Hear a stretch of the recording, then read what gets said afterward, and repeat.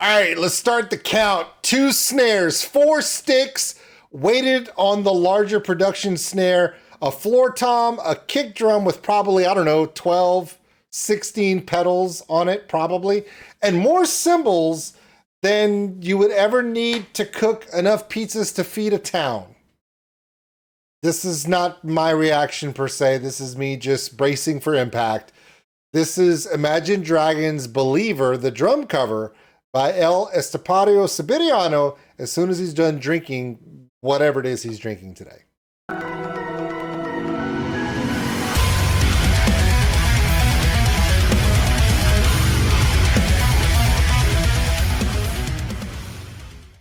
Okay, real quick, how many of you have been waiting for him to do his next song? It's been like, what, 3 weeks? He's busy. It was the holidays. He was busy. He's got a lot of stuff going on. Here we go. Imagine Dragons' Believer. Okay, raise your hands if you've been waiting. See that hand? Thank you. And I see you back there. Awesome, great. Me too. Here we go. We've seen the layout. He's got 2 sticks in his pocket, which means we're probably going to see some sort of variance. Maybe one of those where he, holds it up like a double chopstick and does a little thing on the high. He can do anything. You don't know. We're just thinking he might, but at this point, do we ever really know? No. Now, I usually enjoy reacting to songs that I either know or songs that I already like, so I can appreciate what he does for them. Now, I did see the Tom Sawyer short that he did. It was absolutely amazing. It really, really was. If he does a full one, I will be completely over the moon to react to it. This one is Imagine Dragons' Believer. I'm not a fan of Imagine Dragons. It's not my style. It's more my daughter. My daughter loves Imagine Dragons. She saw them live.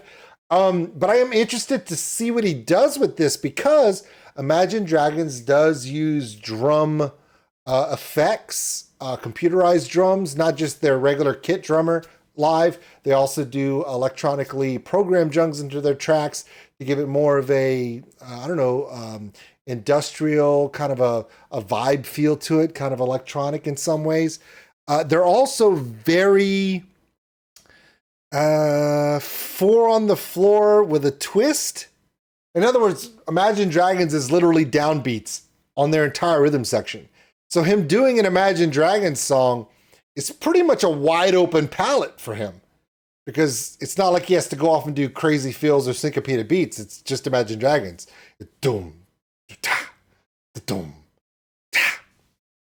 That's Imagine Dragons. We all know it. He knows it too. So he's getting 4 sticks out, so I'm assuming he's got something planned. Let's find out what it is. I'll have all of his information in the description below. Please check him out. My name is Old School Nerd.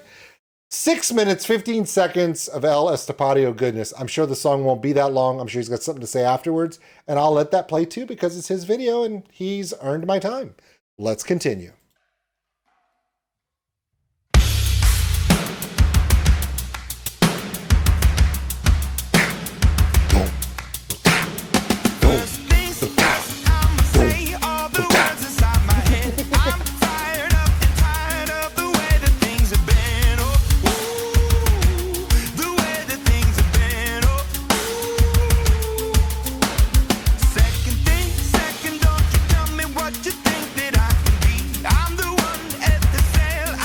I don't like stopping because I know I get a lot of flack for it in the comments, but did you see the new thing?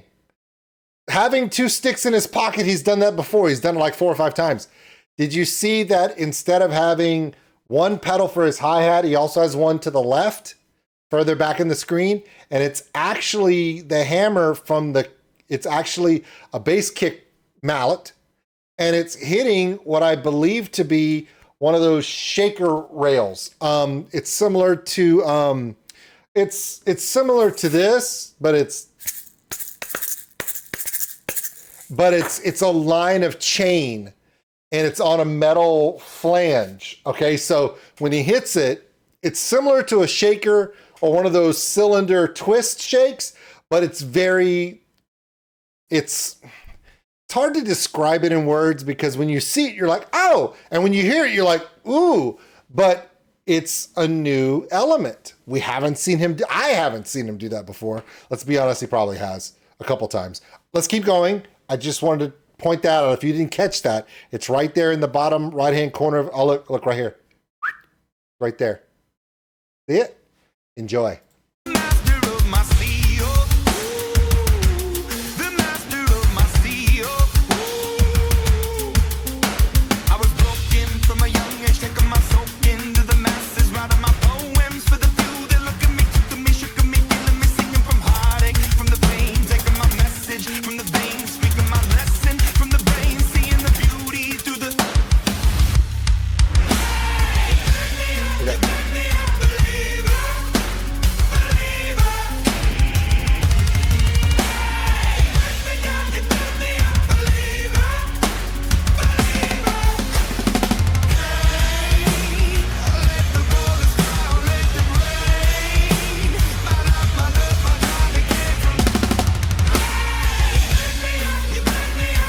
At first, I wasn't sure. Okay, he's about to do the second variance, the double stick. I think it's because it goes back into that section and he's going to do the rapid over-under. Over-under, it's a great idea. Over-under on the hi-hat. Here's the thing. Why does he have two snares? Very simple. The production snare in front of him, the recording snare, he has a weight on it. That's going to dampen the sound, give more of an impact sharp, but without the snare resonance. But he still has the shortened snare, which is very light and crisp to the right. And that apparently has very heavy chains in it underneath it. So whenever he goes and plays that, it gives that real more snare than impact. So he has both styles of snare available to him in the same song. So he has the impact snare and the snary snare. Those are not technical terms, but how else do I explain them? This is what we're hearing, and it's all different elements. And have we finally crossed over where we realize that we're not even watching or enjoying the song or listening to the music like we should? It's still Imagine Dragons. He's just adding, he's going the most on it. We spend most of our time in these videos to try to catch all the details that he adds, both new and different variations, and try to figure out in our brains how he's able to do it. That's what I do. Like, I'm just trying to keep track of it all. And let's be honest, this is the first time I'm seeing this. I think I've caught a lot. Best part about it is, remember, I've never seen this before. So if you see something that I missed, let me know in the comments. Please don't bust my balls. If I missed it, I missed it. I only got 2 eyes. He has 2 arms, 4 sticks, 2 snares, 47 cymbals, probably 17 kick drum pedals underneath. So we don't even know what's going on. And I only got 2 eyes. So, and based upon human brain function, they focus together. So technically I can only see one thing at a time. It's hard, guys. It's really hard to catch it on the first one. It's true.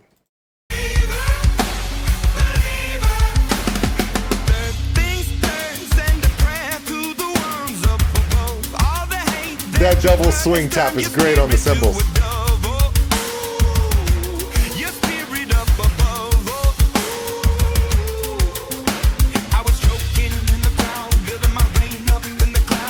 Okay, I'm sorry to stop it. This is the last time I stop it unless something stupid happens. A lot of people gave me crap on one of my videos because I didn't notice the over-under stick work, because I was focused on the amount of variance he had going on, switching back and forth on the quad pedal to double pedal. And people were giving me crap about it. And my response to them was, one band, one sound. Because if all you're focusing on is the stick work, you're not a drummer. Case in point. When you play snare in a drum line and you watch drum lines, not the movie, drum lines themselves, the stick work is incredible. Why? Because they're playing one drum,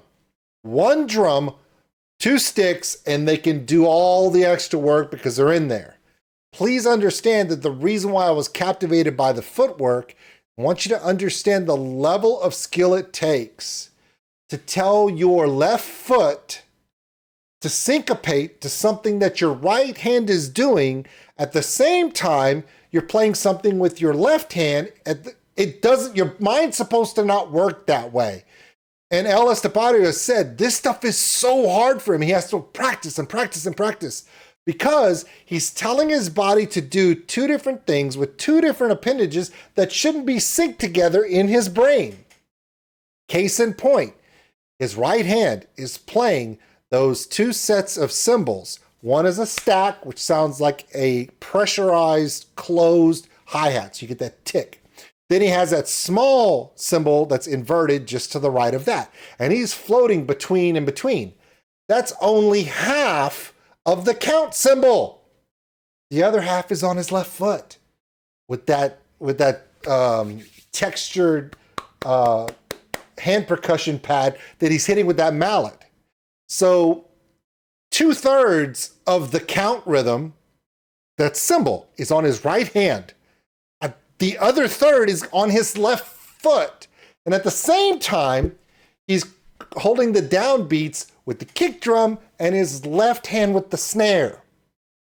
So when I tell you I missed something with Sticks one video, it's because I was trying to wrap my head as a drummer who's played kit before. How in the blue hell is he able to do all 6 things with 4 appendages? That's what boggles my mind. Drummers who have tried to do these multiple task, various skill positions with precision and keeping track, is so hard.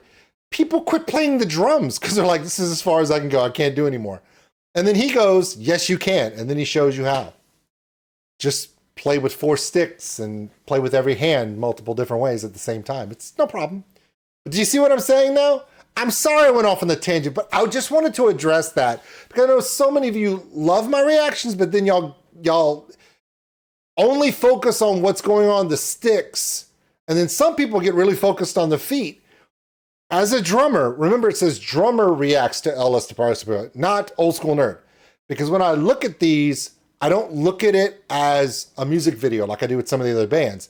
I'm looking at it as someone who's doing something that I love, that I admire the greats, and he's taking that to a level that I swear I wish Neil was alive these days. Neil would watch his videos and go, that's crazy. Because that's about as excited as Neil Peart would get. So I'm just saying. But someone who loves drummers who are technical and also can create and just be rhythmic and on the fly, just create something out of nothing. To see someone who could just go all out and just take it to another level. And every time you push play on a video you've never seen before, there's going to be something on that video you've never seen in your life. Case in point, what the hell is on the floor that he's playing? I can't really see it. I swear it's some kind of plates with snaring on them to give that sound when he hits the, right? Yeah, I know. We're 13 minutes into this video. But let's be honest. If you can't understand the level of ridiculousness that's going on, I appreciate what he does. It's not just, wow, that was awesome. No, it's freaking impossible. Oh, it's daunting. All right, I'll let it finish playing. Let's go.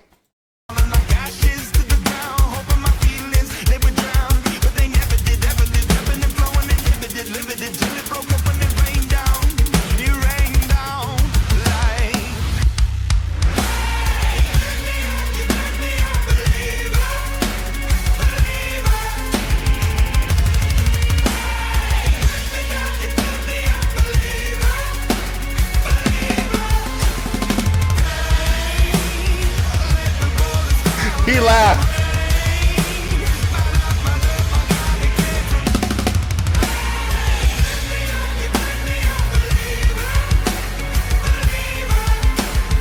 Last days last by the grace of the fire and the flames. You're the face of the future, the blood in my veins. Oh, ooh, the blood in my veins. Oh, ooh. There's something he's doing this reaction that I want to share after that I really appreciate.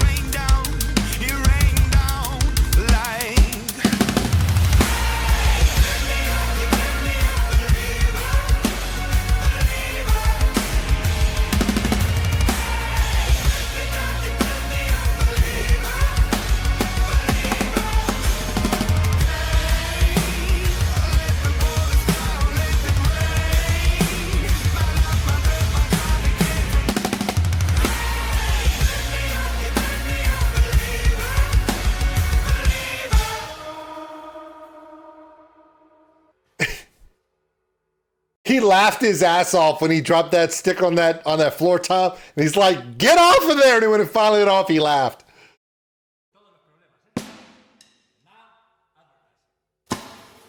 All right, let's see what he has to say, and I want to share something Hey with you. guys, how are you doing? It's been a while. I haven't uploaded a cover in more than a month, and that's because I went to Vancouver. I went to the Drumeo headquarters in order to record a full independence course, and also thank all of you who voted me for the YouTube Drummer of the Year. If we make it this year, that would be the 3rd year in a row winning an award, and I think that would make me the first one to do that. So that is nice, and that's not thanks to me, that's thanks to you. I also wanted to tell you a little bit about the new kind of videos that I'm going to be doing. I am going to start doing reactions again, not in order to look at videos of people just doing but in order to share the work of the people who I respect and who I admire. And the most requested reaction ever on my channel has always been the same: Can Crusher by Infant Annihilator. That video is going to be ready this week, so stay tuned because I've already recorded it and it's looking sick. And that being said, of course, it's time for me to talk about the sponsor of this whole video, DistroKid. Without DistroKid, these kind of videos would not be possible. Now, some of you may know already, some of you may not know. DistroKid is the #1 site in order to upload your music everywhere. Basically, if you're a musician or you have a band, DistroKid will cover all the needs that you have as an artist in order to post your music everywhere, and the most important part, get paid for that. I'm just saying that to remind you musicians that you got a 7% off discount on the annual membership of DistroKid. I'm going to leave you the code